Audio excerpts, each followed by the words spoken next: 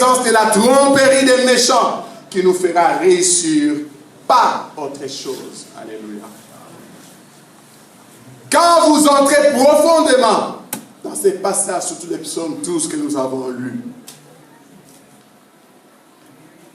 nous voyons qu'il exprime la souffrance d'une âme accablée par la violence et l'injustice qui l'entoure.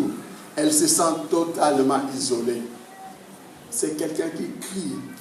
Il est entouré de méchants. Il est entouré de flatteurs.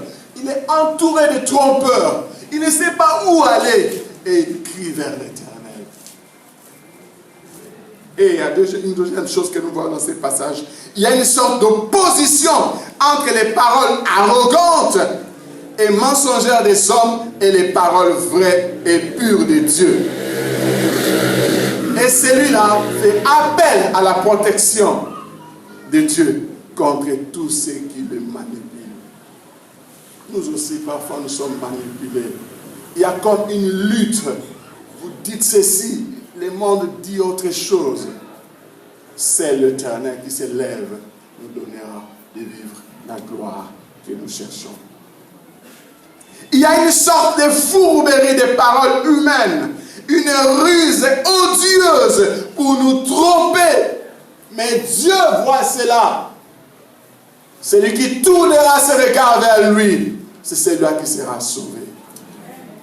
Face à toutes ces fourberies des paroles. Quand vous lisez les versets 1 à 5, il y a une lutte. Le juste face aux excès du mal implore son Dieu. Et ce fut le cas de David. En bien des circonstances, il a connu la duplicité et la perfidie de Saoul. Si vous lisez Samuel 18 et la suite.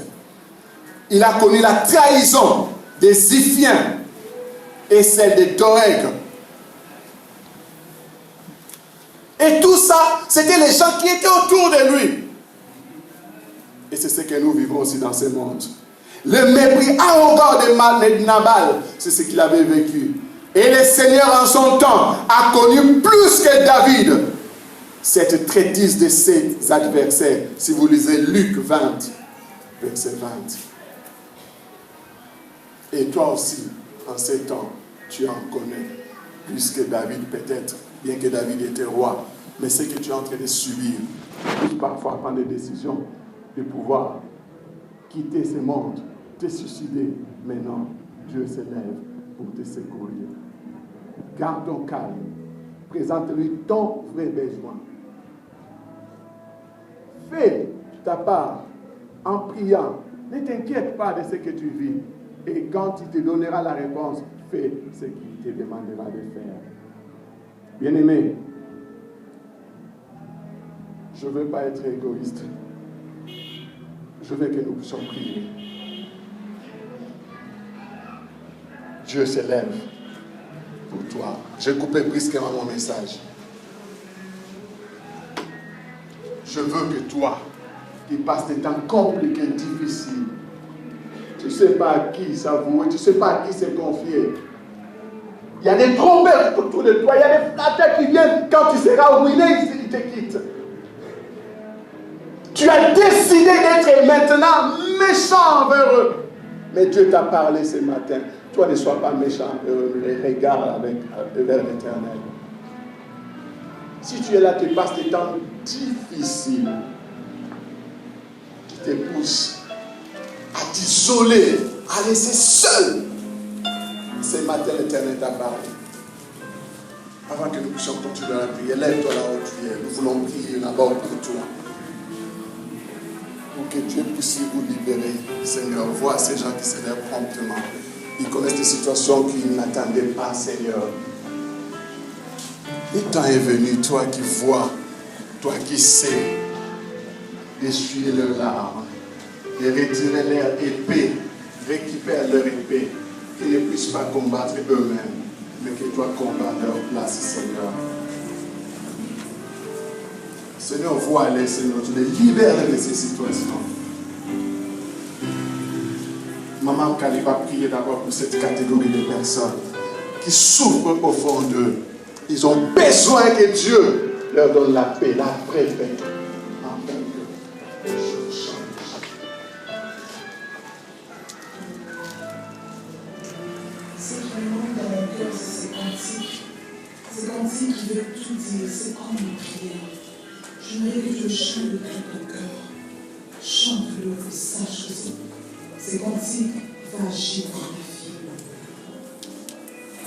Si la mer se déchaîne, si les vents soufflent fort, si la barque t'entraîne, les faveurs de la mort, si la barque t'entraîne, les faveurs de la mort, il n'a pas dit que tu coulerais, il n'a pas dit que tu saurais, il a dit allons sur l'autre bord, il n'a pas dit que tu coulerais, il n'a pas dit que tu saurais, il a dit allons sur l'autre bord, allons sur l'autre bord. Il n'a pas dit, il n'a pas dit, dis le même, que tu coulerais, il n'a pas dit, et c'est vrai, que tu saurais, il a dit, allons sur l'autre bord, allons sur l'autre bord. Confesse cela dans ta vie. Il n'a pas dit que je sauverai, il n'a pas dit que je t'écoulerai. Il a dit allons, passons sur l'autre bord. Alléluia. Confesse-le, c'est sa parole. Confesse-le, il n'a pas dit que tu coulerais. Et tu vas passer sur l'autre bord. Quels que soient les problèmes, quelles que soient les situations difficiles, tu ne couleras pas. Non, non, non, non, non. Tu ne couleras pas. Tu passeras sur l'autre bord. Tu passeras à l'autre bord. C'est lui la solution.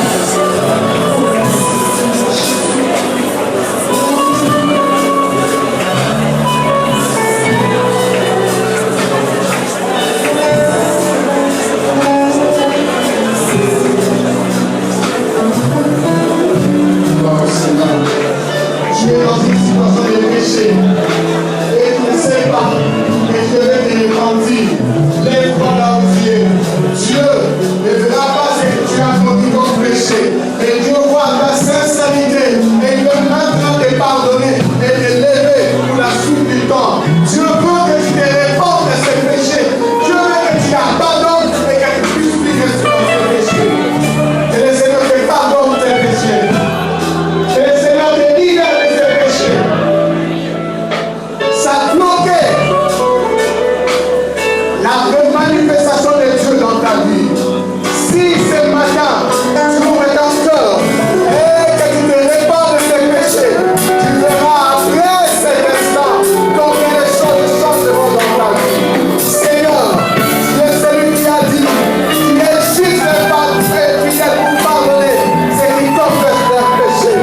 Oublie leurs péchés, purifie-les par ton sang, Seigneur. Donne-lui victoire. Et on est tous soit au nom de Jésus. Tous ensemble, nous allons nous lever pour dire, Seigneur, quand tu nous demanderas de faire quoi que ce soit, que rien nous bloque. Et en ce moment-là, je demanderai que l'union musicale s'improvise, qu'il nous chante ces chants-là. Que Dieu s'élève. Et avec cette allure, dans la joie, dans l'amour, Dieu se lèvera et nous continuerons la suite des le Seigneur vous bénisse et bénisse sa parole.